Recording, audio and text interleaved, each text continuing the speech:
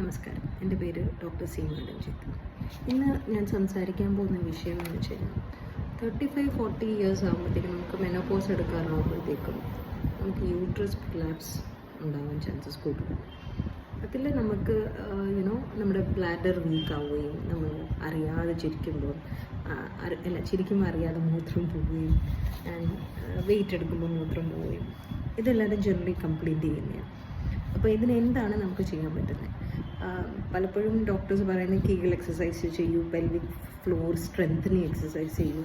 ഇനി ഇതൊന്നും ചെയ്യാൻ നിങ്ങൾക്ക് സമയമോ അല്ലെങ്കിൽ you don't know to do it, ഇതിനൊക്കെ ബെസ്റ്റ് ആയുർവേദത്തിൽ തന്നെ യോനി പിജു എന്ന ചികിത്സയുണ്ട്. അതെന്ന് വെച്ചാൽ ഒരു കോട്ടൺ സ്വാബിലെ മെഡിക്കേറ്റഡ് ഓയിൽസ്, അതായത് നിങ്ങളുടെ ശരീരത്തിന് പറ്റിയ, അതായത് നിങ്ങളുടെ പ്രകൃതിക്ക് പറ്റിയുള്ള അത് നിങ്ങളൊരു ആയുർവേദ ഡോക്ടറിനെ കൺസൾട്ട് ചെയ്തിട്ടേ ചെയ്യാവൂ. യോനി പിജു ഭയങ്കര എഫക്റ്റീവ് ഒരു ട്രീറ്റ്മെൻറ്റാണ്.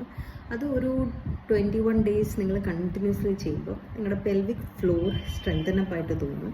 നമ്മൾ നോർമലി ഒരു യൂട്രൈൻ പ്രൊലാപ്സ് ആകുമ്പോഴത്തേക്ക് ഒരു ഫോർവേഡ് ബെൻഡിങ് നേച്ചറൊക്കെ ഉണ്ടാവും, അതൊക്കെ മാറും.